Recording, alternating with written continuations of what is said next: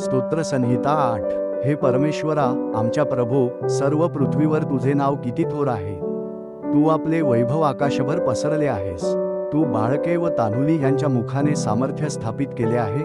तुला विरोधी आहेत म्हणून आणि वैरी व सूड घेणारा ह्यांना कुंठित करावे म्हणून तू असे केले आहेस.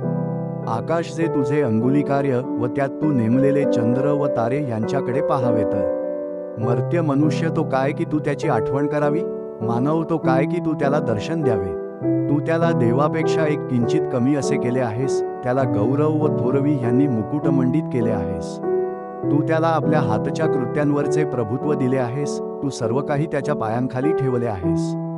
शेरडे, मेंढरे, गुरेढोरे ही सारी, तसेच वनपशु, आकाशातील पाखरे, समुद्रातील मासे व जलात संचार करणारे सर्व प्राणी.